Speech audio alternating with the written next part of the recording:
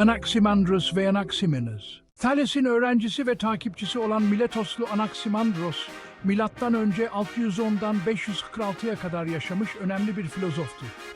Miletos okulunun ikinci önemli üyesi olan Anaximandros, Doğa Üzerine adlı eseriyle tarihe geçmiştir. Bu eser, onu doğa hakkında yazan ilk Yunan filozof yapar.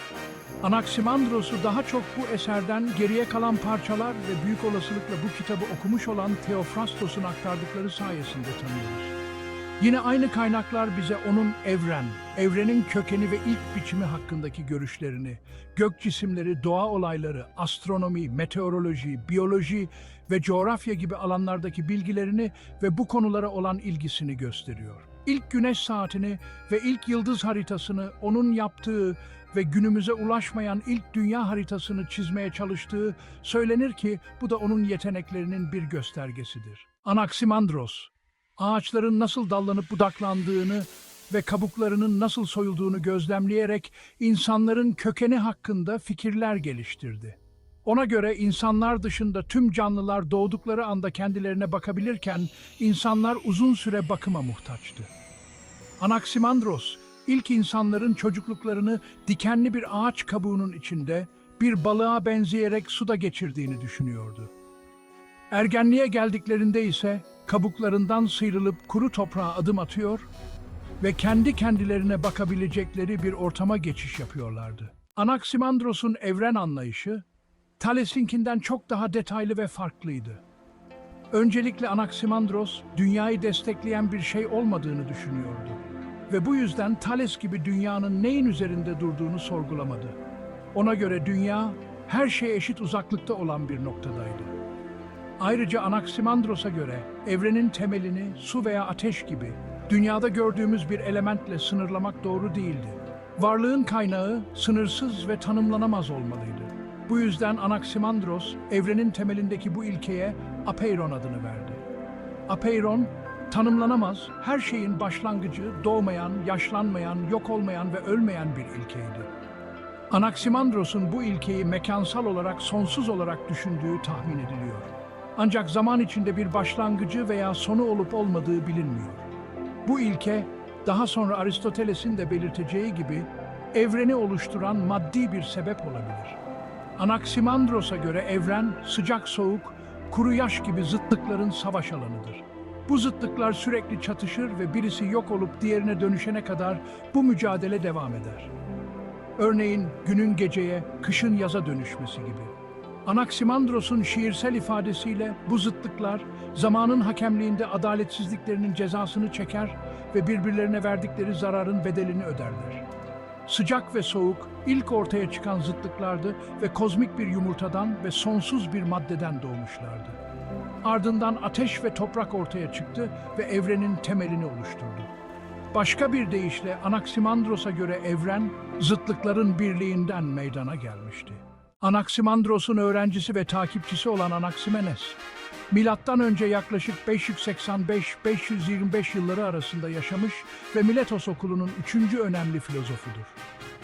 Anaximandros gibi Anaximenes de Arke'nin tek, sonsuz ve sınırsız olduğunu düşünüyordu. Ancak Anaximandros'tan farklı olarak bu ilkenin belirsiz değil, belirli olduğunu savunarak Thales'e daha çok yaklaşmıştır. Thales'in Arke'nin su olduğunu söylemesine benzer şekilde Anaximenes de Arke'nin maddi bir şey olduğunu düşünüyordu. Anaximenes'e göre bu maddi şey havadır. Ona göre hava, dünyanın üzerinde durduğu şeydir ve bu görüşüyle Thales'e benzer. Hava, ilk haliyle görünmezdir. Ancak hareket etmeye ve yoğunlaşmaya başladığında görünür hale gelir. Önce rüzgar veya buhar, sonra bulut, sonra su olur ve en sonunda toprak veya çamur ve taşa dönüşür. Havanın en saf hali ise ateştir. Her şey havanın yoğunlaşması ve seyrekleşmesiyle oluşur. Dudaklarınızı büzüp sonra ağzınızı açıp avucunuza üfleyin. Önce sıcak, sonra soğuk bir hava hissedeceksiniz der. Ona göre hava, sonsuza kadar canlı kaldığı için tanrısallığın, yani yaşamsal gücün tüm özelliklerine sahiptir ve her şeyin sebebidir. Kısacası Anaximenes'e göre hava tanrısal bir güçtür ve tanrılar da dahil olmak üzere her şeyi kendi içinden doğurur. Yine Anaximenes'e göre ruhumuz da havadan oluşmuştur ve bedenimizin bir arada durmasını sağlar. Tıpkı havanın tüm dünyayı sarması gibi. Anaximenes, insan bedenini dolduran havayı, insan ruhu psi ile bir tutmuş ve ruh kavramını ilk kez gündeme getirmiştir. Ayrıca doğadaki tüm canlıların bir ruhu olduğunu belirterek, canlı ve cansız ayrımını da ilk kez o yapmıştır. Anaximenes'in doğa ve evren hakkındaki diğer düşünceleri ise şöyle özetlenebilir. Yeryüzü ve güneş gibi gök cisimleri tepsi gibidir ve havanın üzerinde durur. Yıldızlar yeryüzünün etrafında döner. Ay ışığını güneşten alır, depremlerin sebebi ise yeryüzüdür. Thales, Anaximandros ve Anaximenes, yani Yunan felsefesinin ilk üç düşünürü Hilozoistler olarak da adlandırılır. Çünkü hepsi canlı bir maddenin, evrenin temeli olduğuna inanıyordu. Ancak bu düşünürlerden geriye kalan sınırsız bilgiler, onların düşüncelerini tam olarak anlamamızı engelliyor. Bu filozoflar, gerçek anlamda doğa bilimcisi olmasalar da mitolojik öyküler yazan kişiler de değillerdi. Belki mitolojiyi tamamen geride bırakmamışlardı, ama mitolojiden uzaklaşmaya ve yeni fikirlere yelken açmaya kararlıydılar. Bu yüzden bu düşünürler tam olarak filozof sayılmazlardı. Zaten o dönemde felsefe kelimesi bile henüz yoktu. Bu düşünürler sadece bilimin doğuşunu müjdeleyen fikirlerin sahipleriydi. Aynı zamanda gözlemcilerdi. Ancak onların gözlemlerinde felsefe, bilim ve din öğeleri henüz birbirinden tamamen ayrılmamıştı. Güneş, Olimpos Dağı'nın mitolojik zirvelerinden sıyrılıp Anadolu'nun antik bir liman kenti olan Miletos'ta yeniden doğdu. Bu doğuş yepyeni bir soruyla, Arke nedir sorusuyla daha da parladı. Thales bu soruyu ilk soran ve Su cevabını veren kişiydi. Diğer filozoflar da onu takip ederek aynı soruya farklı cevaplar verdiler. Bu düşünürler, Homeros ve Hesiodos'un mitolojik hikayelerinden beslenen geleneği geride bırakarak ellerindeki kısıtlı imkanlarla doğayı anlamaya çalışan ilk düşünürlerdi. Daha derin bir bakış açısıyla Thales ve diğer Miletoslu düşünürler, mitolojinin tanrılarına ve mitolojiyle şekillenmiş toplumsal geleneklere ilk baş kaldıran insanlardı.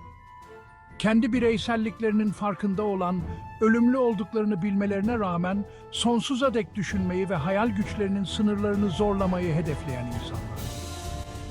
Onlar, kendilerine anlatılan masallarla değil, akıl ve tutkuyla doğayı anlamak isteyen, bilginin peşinden koşmaktan ve bilgiyi sevmekten büyük keyif alan insanlardı.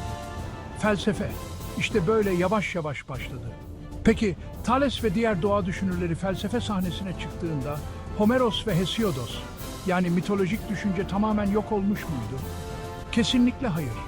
Ancak artık Homerosçu bir hikaye, birçok filozofun felsefenin ve felsefi eğitimin önemini vurgulamak için kullandığı bir araç haline gelmişti. Örneğin Aristippos, her alanda eğitim alıp felsefeyi ihmal edenleri, Odysseus'un sadık eşi Penelope'nin taliplerine benzetiyordu. Çünkü ona göre bu kişiler hizmetçileri elde etmişlerdi ama evin hanımı Penelope'yi henüz elde edememişlerdi.